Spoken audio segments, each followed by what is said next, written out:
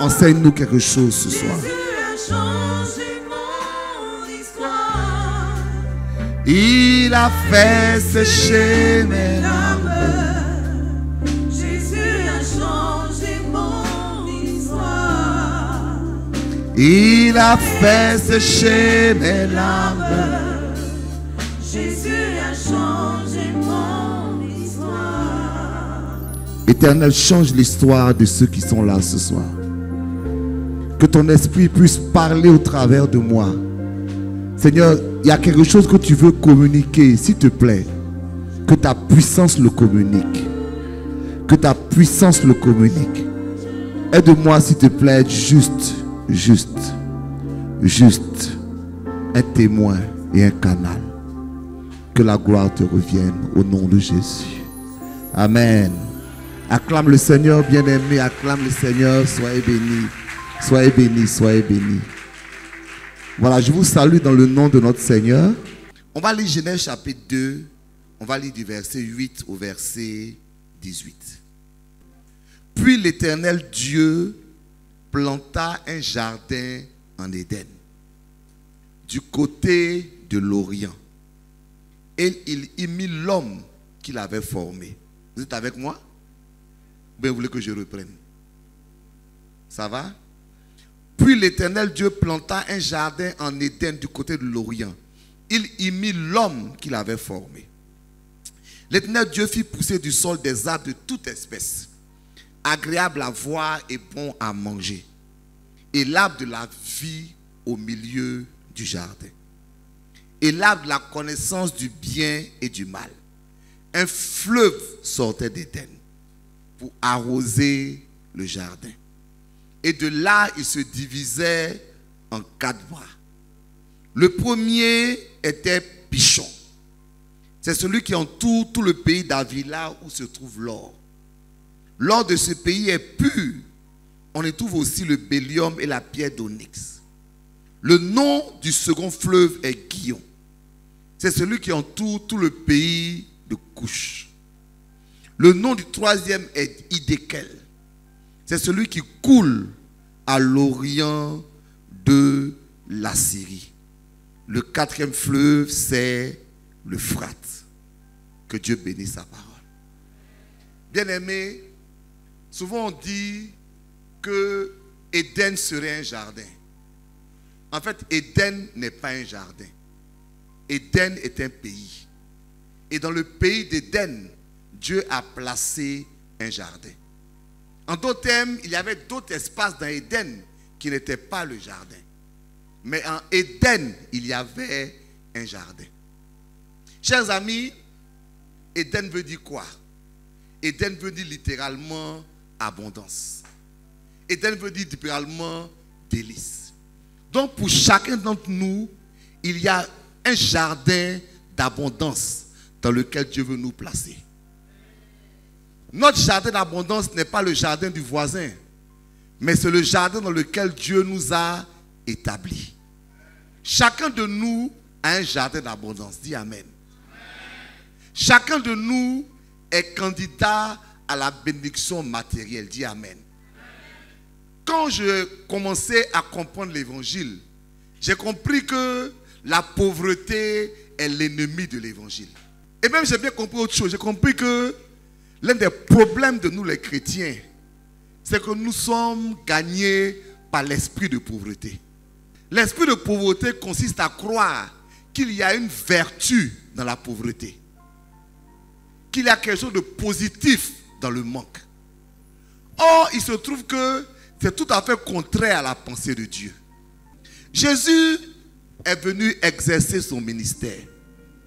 Et à un certain moment, Jean-Baptiste doutait du ministère de Jésus.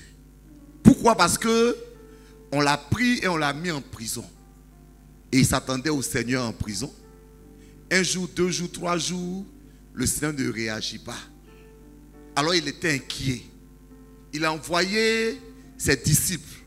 On dit, allez demander à cet homme-là, est-ce que c'est lui qui est le Messie ou bien c'est son petit frère? C'est une façon de parler. Ou bien c'est son jumeau. Il était découragé. Mais ce qui m'intéresse, c'est la réponse de Jésus. J'ai dit, je suis le Messie pour la raison suivante. Il dit, les sourds entendent. Les paralytiques marchent. Les aveugles voient. Il est en train de dire aux envoyés de Jean-Baptiste que lui, Jésus, il est la solution. Alléluia. Car la solution à la surdité, c'est le fait d'entendre. La solution à la paralysie, c'est le fait de marcher. La solution à la maladie, c'est la guérison. Maintenant, écoutez ce qu'il dit. Il dit, et les pauvres entendent l'évangile. Ça veut dire quoi? Si la solution à la surdité et la position à la paralysie, c'est la guérison, c'est quoi la solution à la pauvreté? Donc quand l'évangile rentre quelque part, la pauvreté doit sortir. Vous savez, seuls les chrétiens ne comprennent pas l'importance de l'argent pour l'œuvre de Dieu. Moïse était en Égypte, esclave. Dieu a commencé à frapper l'Égypte. Et Pharaon appelle Moïse une première fois. Et il dit à Moïse, les hommes iront servir Dieu, mais les femmes et les enfants vont rester. Moïse, ce n'est pas possible. Quand Dieu continue à frapper l'Égypte, Pharaon rappelle Moïse et dit à Moïse, il dit, vous pouvez partir, les femmes vont partir, mais les brebis et les bœufs vont rester ici. Écoutez-moi bien. Ça veut dire quoi? Que le diable était prêt à libérer les âmes, les familles, les enfants, mais il ne voulait pas libérer l'argent. Il ne voulait pas libérer l'argent. Et Moïse dit, écoute, voici la réponse de Moïse, il dit, mais si on laisse nos brebis et nos bœufs ici, avec quoi on va aller adorer Dieu? Et il a dit à Pharaon, il dit, non seulement je vais mes brebis, mes bœufs, mais écoute-moi bien Pharaon, toi tu vas me donner l'argent pour compléter, parce que j'ai besoin d'argent pour aller servir mon Dieu. La dernière chose que le diable veut libérer dans ta vie, c'est ton argent. La chose qui veut te tenir captif à tout prix, c'est ton argent. Je dis souvent, écoutez-moi bien avant de crier, hein, c'est à cause de l'argent que Dieu a tué les premiers-nés des Égyptiens.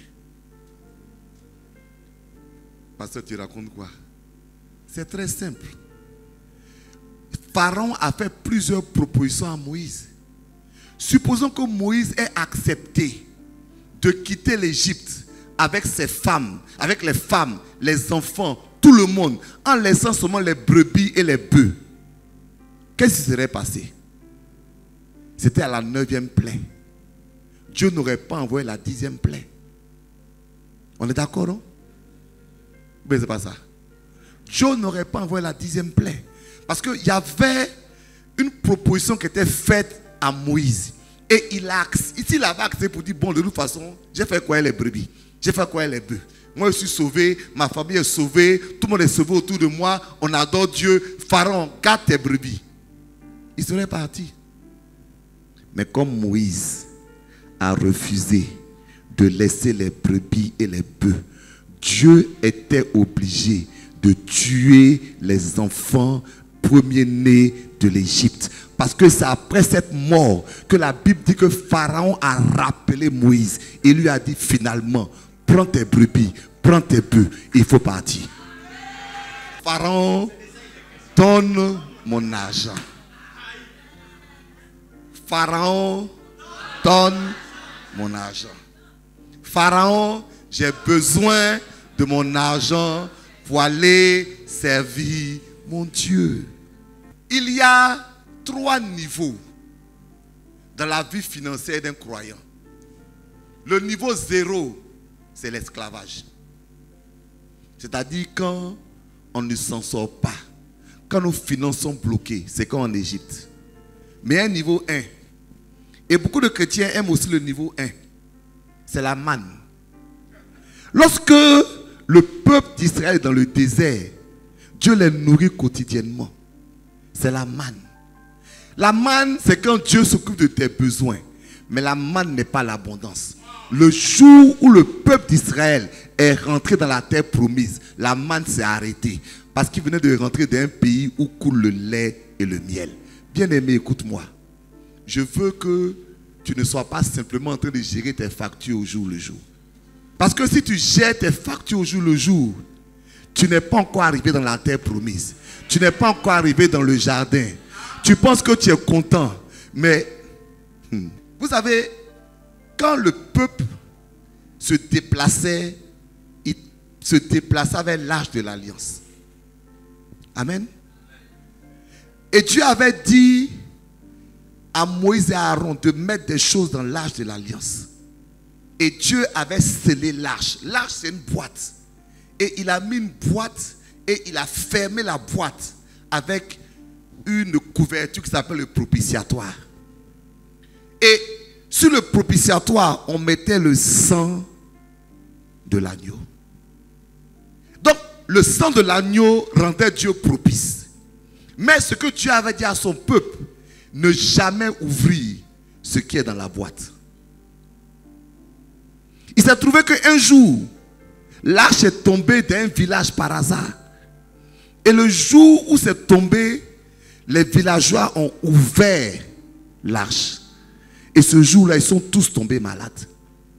Quand les chrétiens veulent ouvrir l'arche, ils sortent de la bénédiction de Dieu et ils rentrent dans quelque chose d'autre. Il y avait 3 choses dans l'arche. Il y avait le bâton de Moïse, il y avait les tables de la loi, le bâton d'Aaron pour être plus précis, et avec la manne. Il y a 3 pièges dans lesquels le chrétien ne doit jamais rentrer. Le premier piège, c'est les tables de la loi. Si tu veux vivre par la règle et par la loi, tu ne seras pas un enfant de Dieu. Si toute ta vie chrétienne, c'est ne fais pas, ne dis pas, n'entends pas, tu ne seras pas un enfant de Dieu. Si ta relation avec Dieu n'est pas une relation intime, mais une relation qui est basée sur des lois, ça ne va pas aller entre toi et puis Dieu. Le deuxième point, c'était le bâton d'Aaron. Aaron, c'est la religion. Si ta relation avec Dieu est fondée sur la religion, c'est-à-dire c'est l'extérieur qui compte, mais l'intérieur n'est pas transformé, ça ne va pas aller. Mais la troisième chose, c'était la manne. Si tu penses que tu es là pour que Dieu puisse satisfaire à tes besoins de base, ce n'est pas bon. Il faut que de la manne, tu puisses rentrer dans l'abondance. Que quelqu'un rentre dans l'abondance ce matin, ce soir. Homme de Dieu, j'ai compris que l'abondance, c'est un message, mais c'est aussi une onction. Un jour, il n'y a pas longtemps, je suis un homme de Dieu. On est dans un programme, un grand programme ensemble, et puis on est à l'hôtel. Donc on est à l'hôtel, nous deux, et puis on échange le soir. Et l'homme de Dieu me parle d'une grâce financière qui est sur sa vie. Et moi, je lui parle aussi d'une grâce qui est sur ma vie. Et en tant qu'homme de Dieu, à la fin, il prie pour moi et puis il prie pour lui. Et une des choses qu'il me disait, il dit mon frère, tu vois, moi, dès que j'arrive dans un aéroport, je ne sais pas pourquoi on vient me faire une offrande. Je lui dis, waouh! Il dit, moi, on m'a fait beaucoup d'offrandes dans ma vie, hein? Mais inconnu comme ça, on ne m'a jamais fait d'offrande. Mais on a prié. Et le soir, c'était le lendemain, même le même soir, je prends l'avion avec ma femme. Et donc, je suis assis dans l'avion et il y a un homme qui s'approche de moi. Il dit, vous êtes un homme de Dieu? Il dit, oui. Et je vais vous faire une offrande. Il sort une enveloppe sur place là. Et puis il me donne. Celui-là, j'ai compris que c'est une onction.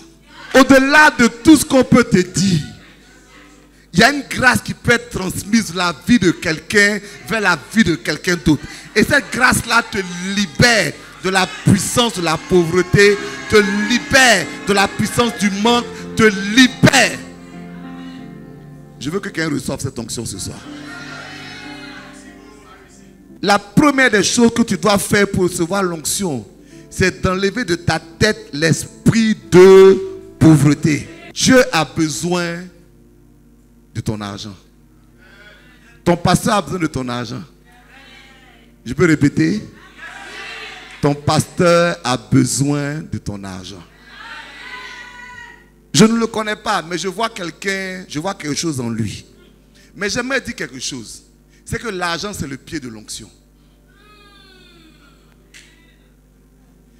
Quel que soit ce qui est en lui, s'il n'y a pas l'argent, son onction va rester à Benjerville ici.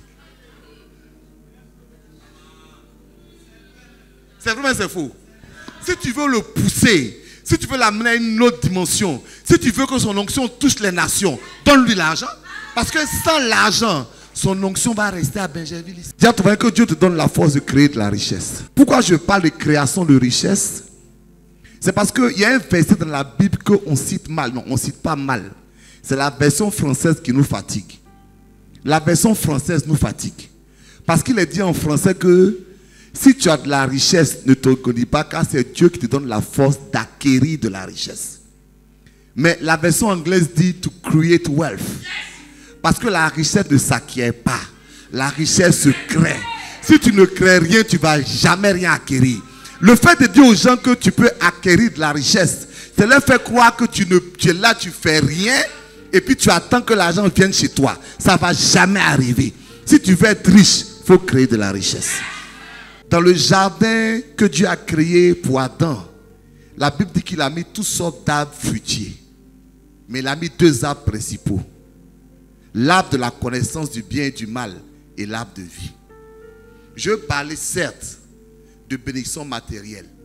Mais quand on fait le classement des bénédictions, ça c'est mon frère Wafo qui dit ça tous les jours. La bénédiction matérielle vient au troisième niveau. La plus grande bénédiction, c'est la bénédiction spirituelle. À la réalité, la bénédiction spirituelle doit se transférer en bénédiction matérielle. Ce n'est pas moi qui dis, c'est la Bible qui le dit. Bien-aimé, je souhaite que tu prospères à tous égards et sois en bonne santé comme prospère l'état de ton âme. Donc si ton âme prospère, il faut que cette prospérité de ton âme ait une conclusion directe dans tes finances. Maintenant, si ton âme ne prospère pas, tu n'as pas prospéré. Ce que je vais vous faire comprendre, c'est que ne cherchez pas l'argent pour l'argent. Ne cherchez pas l'argent en vivant comme vous voulez. Ne cherchez pas l'argent au détriment de votre âme. L'argent n'est pas une finalité. Notre finalité, c'est de manger l'arbre de vie. Notre finalité, c'est de vivre avec Jésus. La chose la plus importante pour toi, bien-aimé, c'est ta relation avec Dieu. Il ne faut jamais oublier ça. Le jour que tu oublies ça, l'argent devient pour toi une malédiction. Non pas ça devient pour toi un piège. Ça devient pour toi un problème.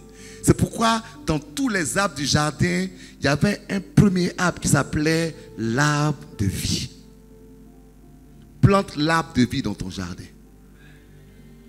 Mange de l'arbre de vie dans ton jardin. Développe ton intimité avec Dieu. Est-ce que je parle à quelqu'un? Est-ce que je parle à quelqu'un? Développe ta relation avec Dieu. Cherche Dieu. Mais il y avait un autre arbre à côté.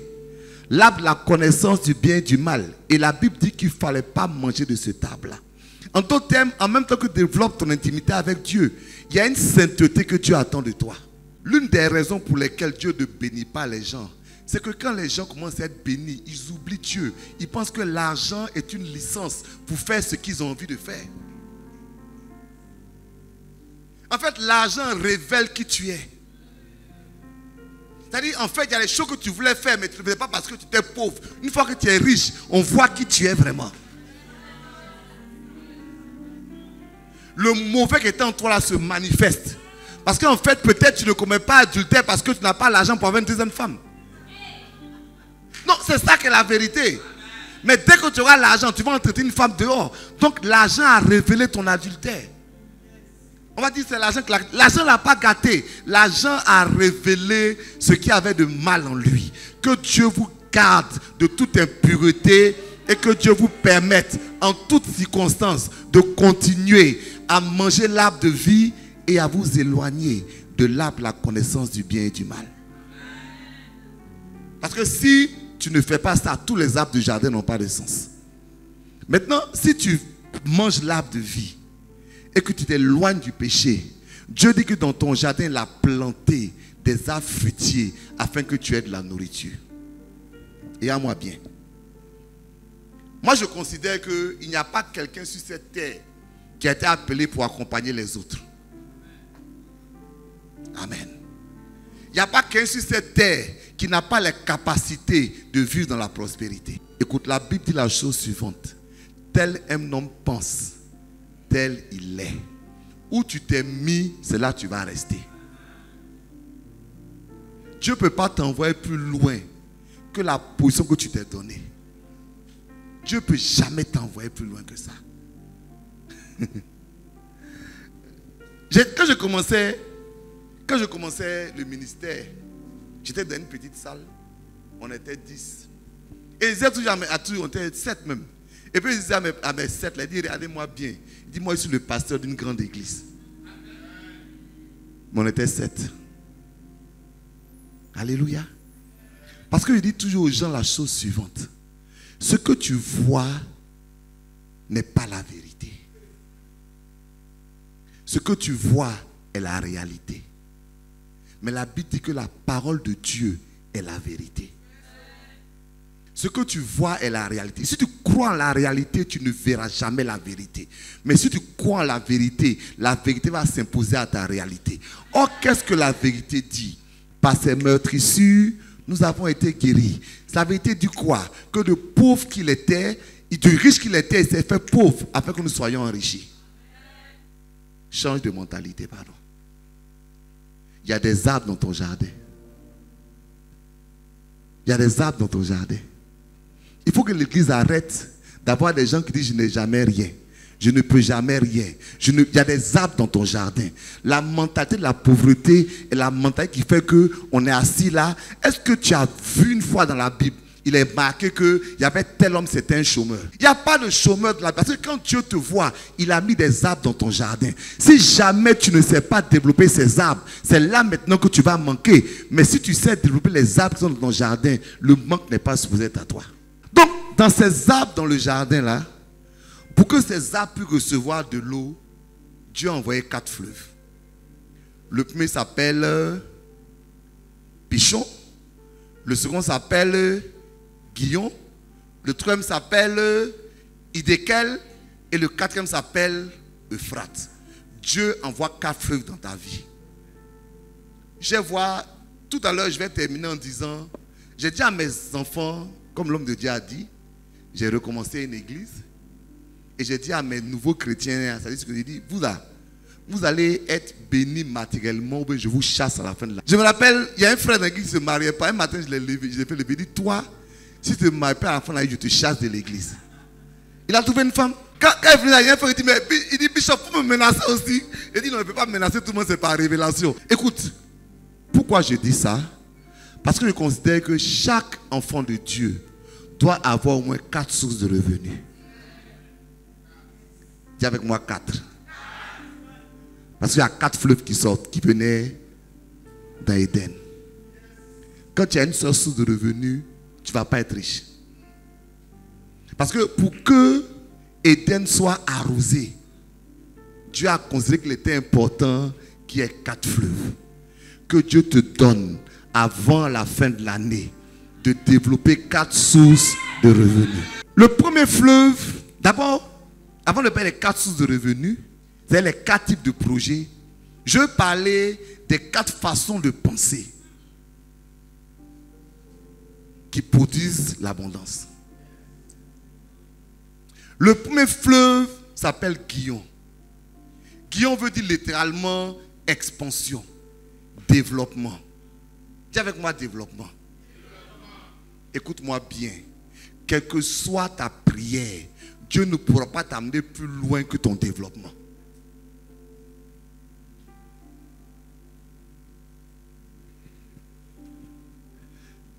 Souvent, il y a les chrétiens, quand ils prient, je dis, ça c'est de l'incantation. Je possède, je machin. C'est-à-dire, si tu veux être directeur, que tu n'as pas la capacité d'être un directeur, Dieu ne fera jamais de toi un directeur. Dis Amen. Promène-toi de prophète en prophète, ça ne servira à rien. Parce que Dieu qui est sage ne peut pas te donner quelque chose qui est supérieur à ta capacité. La Bible dit, quand Jésus a donné des talents à chacun, il a donné selon leur capacité. Dieu ne va pas te donner quelque chose qui est au-delà de ta capacité.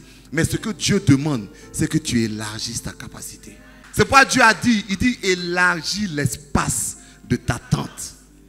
Car je ne peux mettre les choses qu'en bas de ta tente. Ta tente est petite, je mets petit. Ta tente est grande, je mets grand. Les jeunes, élargissez-vous. Ne dites pas, je dis, ne dis pas mon papa m'a pas envoyé à l'école. Et toi, tu ne peux pas t'asseoir pour aller à l'école? Maman n'a pas fait ça.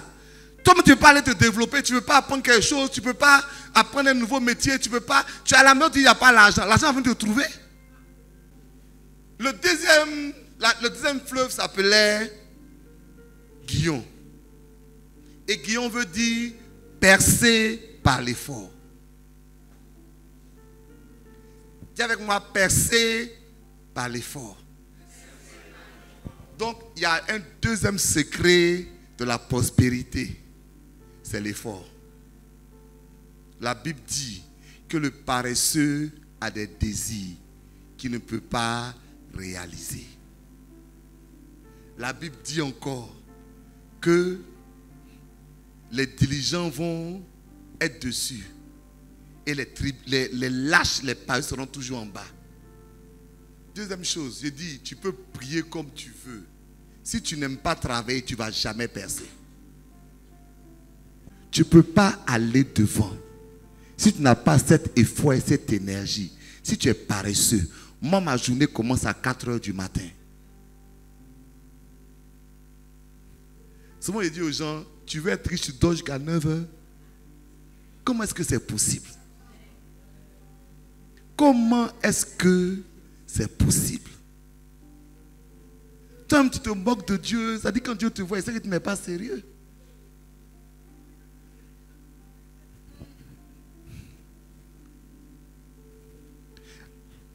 L'argent n'a qu'à tomber du ciel.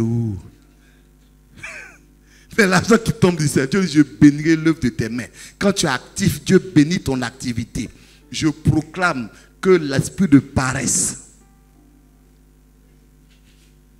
quitte cette assemblée.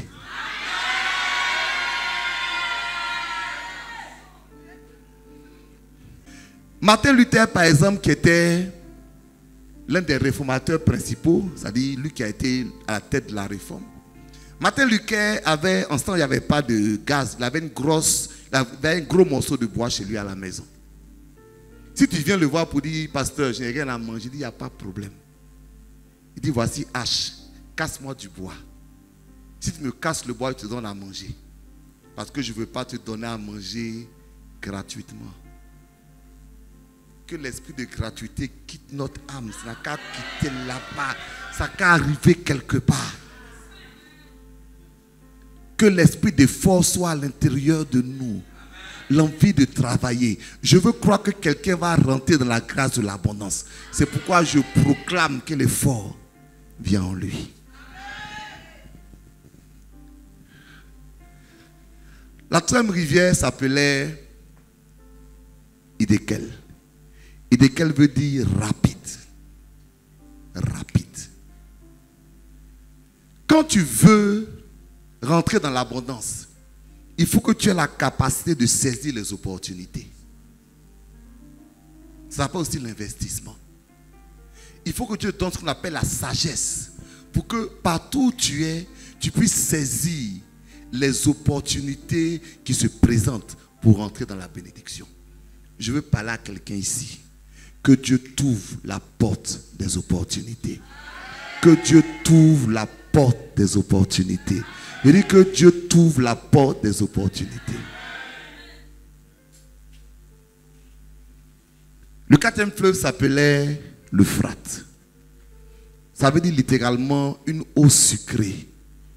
Une eau douce, une eau qu'on aime boire. Le quatrième élément qui fait que quelqu'un rentre dans la prospérité. Premier, j'ai dit, c'est le développement. Deuxième, c'est le travail. Troisième, c'est la capacité à saisir les opportunités. Amen. C'est-à-dire, il y a une intelligence que Dieu doit te donner. Pour que quand quelque chose se présente, tu puisses comprendre que ça là, Dieu est dedans. Ou bien ça là, ça peut me produire de l'argent. Ça là, ça peut marcher pour moi. Automatiquement, alors que les yeux de tout le monde sont fermés, Dieu ouvre tes yeux à des opportunités. C'est comme ça que Dieu va te bénir. Que Dieu ouvre tes yeux à des opportunités. La quatrième chose qui apporte la bénédiction, c'est le plaisir qu'on tire dans ce qu'on fait. Parce que la Bible dit la chose suivante: tu mangeras la sueur de ton front. Mais ça, c'était une malédiction. Si tu travailles pour manger, c'est une malédiction.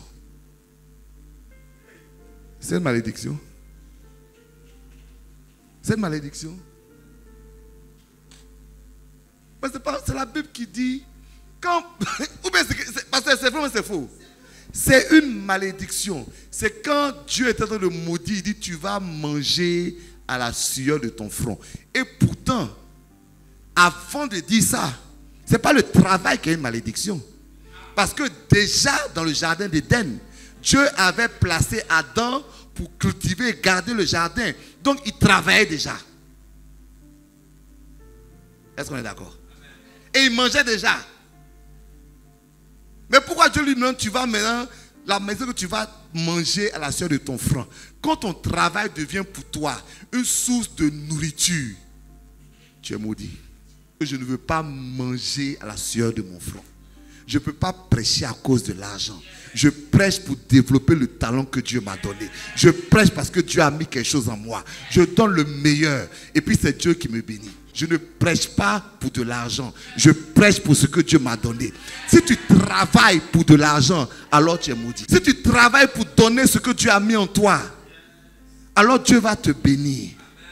Dieu va ouvrir des portes dans ta vie. C'est pour ça que les gens qui réussissent sont les gens qui sont passionnés. Si tu n'es pas passionné, laisse tomber. 4 sources de bénédiction. Il faut que tu te développes. Dis avec moi: il faut que je m'élargisse. Tiens-toi debout, dis: il faut que je m'élargisse en ensemble. Dis: il faut que je m'élargisse. Seigneur, aide-moi à m'élargir. J'ai des compétences que je dois trouver. J'ai des compétences que je dois trouver. La Bible dit: si tu vois un homme habile dans ce qu'il fait, sa place n'est pas auprès des gens obscurs. Sa place est chez les rois. Quand tu sais faire quelque chose, on viendra te chercher. On va venir te chercher. Les gens ont beau vouloir te rejeter dans ton travail, ne pas te considérer, mais sois compétent. Je dis: sois compétent. Ils vont venir te chercher. Élargis-toi. Deuxièmement, donne de l'effort dans ce que tu fais. Ne fais rien avec paresse. C'est pourquoi la Bible dit: faites toutes choses comme pour le Seigneur. Il ne faut pas dire: non, c'est les gens là. Non, non, il ne faut pas réfléchir comme ça. Travaille avec entrain. Troisième chose, ouvre ton intelligence. Ouvre ton intelligence. Saisis les opportunités. Quatrièmement, fais toutes choses avec plaisir, avec amour de la chose. Dieu te bénira. Dieu te bénira. Je veux conclure. On peut rester debout? Oui, il ne me reste plus beaucoup de temps. Cette année qui vient, tu vas avoir 4 projets. Dis Amen. Tu auras 4 projets. Dis Amen. Ton premier projet, c'est un projet pichon. Amen. Le projet pichon est un projet de développement. C'est le projet que tu te donnes à réaliser dans 3, 4 ou 5 ans. Ce n'est pas un projet que tu as fait aujourd'hui, mais c'est un projet que tu te donnes parce que tu veux t'élargir pour l'accomplir. Par exemple, moi, mon projet pichon, c'est que je vais construire des cités. Je n'ai pas commencé encore, mais je me prépare à cela. Je m'élargis pour ça. Quel est ton projet pichon? Pendant que tu es là, donne-toi un projet que tu vas faire dans 3 ans. Je suis très pratique. Donne-toi un projet que tu vas faire dans 3 ans, dans 4 ans. Et dis-toi, qu'est-ce que je dois faire pour que ce projet se réalise? Écoute-moi bien. Ce n'est pas, ne prends pas comme un message, mais comme un transfert. J'ai dit que tu vas quitter ici, demande à Dieu de donner un projet pichon. Que tu aies un projet que tu vas aller dans 3 ans, dans 4 ans, dans 5 ans. C'est des projets qui prennent le temps de s'établir. Parce qu'ils demandent un développement. Mais quand tu te projettes, tu peux te poser la question: dans 5 ans, je vais être ceci. Car si tu n'as pas de vision de long terme, tu es un poulet, tu n'es pas un aigle. Non, c'est la stricte vérité. C'est la stricte vérité. Vous connaissez l'histoire de l'aigle et puis du poulet. Un aigle passait dans le ciel. Et par inadvertance, il a fait tomber un œuf. C'était un aigle femelle. Je ne sais pas si on dit une aiglesse, mais je ne connais pas. Vous connaissez bien français, dites-moi après. Le français est compliqué. Donc, un aigle femelle. Si tu connais, dis-moi après. Donc, l'aigle femelle a laissé tomber un œuf dans le poulailler. Et la poule a couvé l'œuf. Et l'œuf a éclos. Et donc, c'est un aigle qui est sorti. Mais lui, il a grandi avec les poussins. Donc, il grandit, il n'a jamais volé. Il n'a jamais vu loin. Il a grandi avec les poussins. Un jour, donc il a grandi, il devient un aigle. Mais il est toujours avec les poussins. Un aigle qui passe en haut. Et puis il voit la scène. Il descend. Il dit, mon fils, viens. Il dit, mon petit, viens ici. Il dit, mais tu fais quoi ici? Et je fais quoi ici, comment? Je suis dans ma famille. Il dit, quelle famille? Et tu ne vois pas que ce sont les poulets? Il dit, moi je suis poulet aussi. Il dit, mais tu ressembles à poulet. Je suis un peu différent, mais voilà ma maman, voilà mes frères, je suis un poulet. J'ai toujours, mais jamais de mentalité de poulet. Parce que le poulet, il fait quoi? Ses yeux sont fixés vers le sol. Il ne peut que picorer. Il ne peut pas voir sur le long terme. Sa réalité proche. C'est ce qui est là. Il n'a pas la capacité de s'élever et puis de dire, moi je vais me projeter. Non pas demain, non pas après-demain, mais dans 5 ans. Donc l'aigle dit, tiens, l'aigle, viens ici. Il le met sur une balustrade. Il dit, commence à voler. Et puis l'aigle prend son envol. Je crois que quelqu'un va prendre son envol ce soir. Donc si tu ne sais pas ce que tu vas faire dans 5 ans, tu es un poulet. Parce que la réalité, ce que tu vas devenir dans 5 ans se détermine aujourd'hui.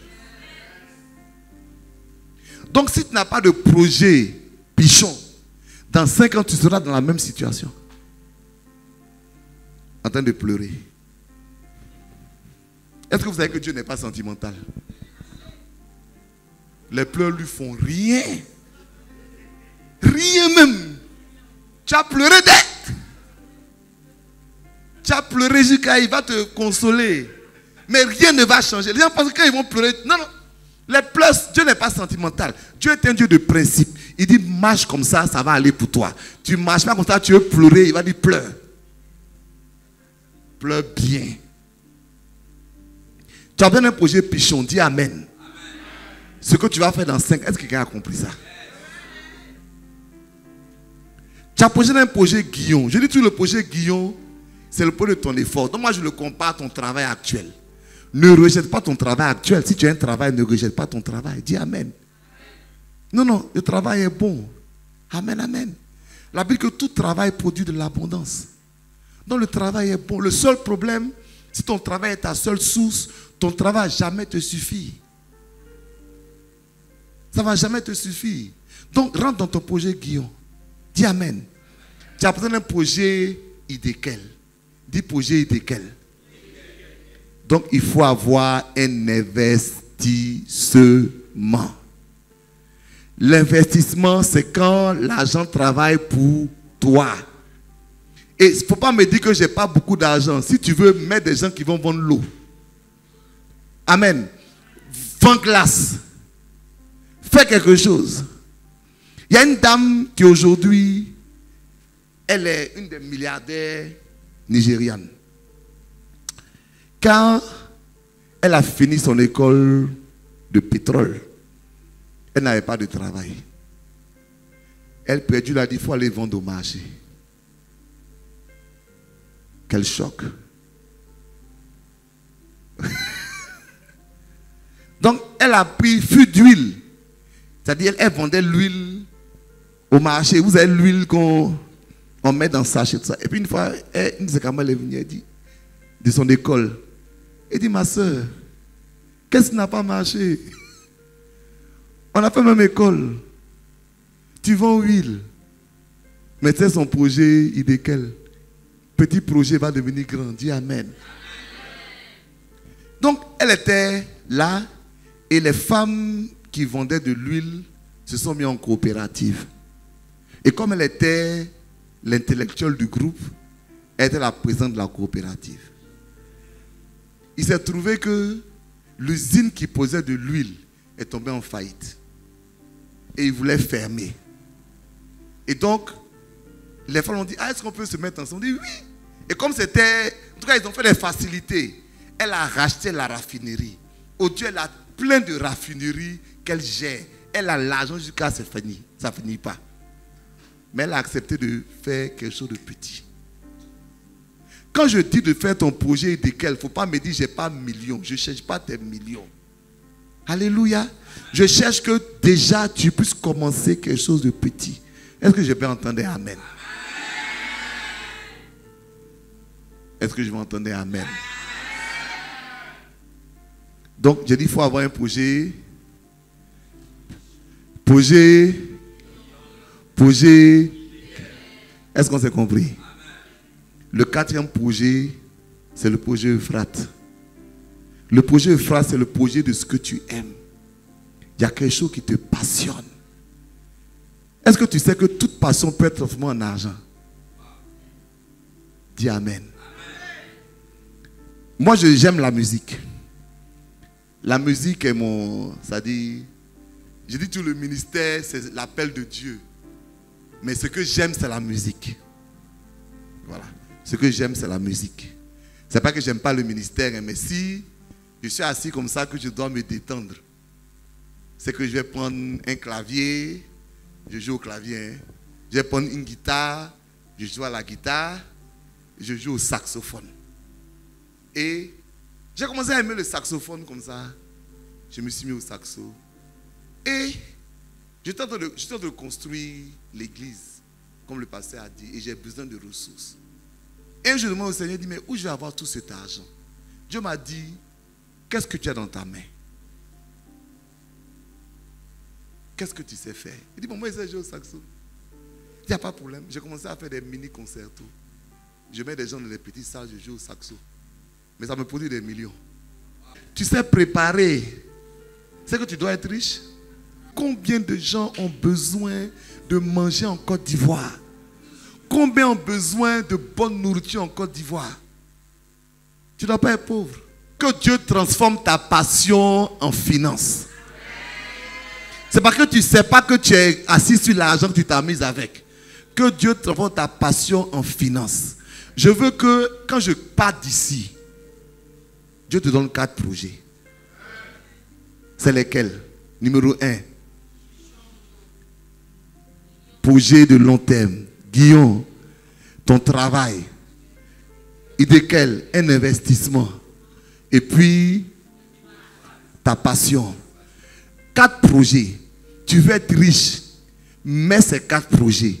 Lance-les avant la fin de l'année. Quand je viens l'année prochaine, si Dieu le permet, je sais que ta situation va changer. Ta situation va changer. Que Dieu te bénisse. Nous tous qui sommes là, est-ce qu'on peut lever les mains? J'appelle dans ta vie la grâce des 4 fleuves. J'appelle l'abondance de Dieu. Que ton jardin soit arrosé. Que la prospérité de Dieu te trouve. Que la pauvreté te quitte. Et que la grâce de Dieu soit sur ta vie. Reçois cette bénédiction. Maintenant, que Dieu ouvre ton intelligence. Qui te montre ces 4 projets. Qui te donne de les mettre en place. Qui t'accélère.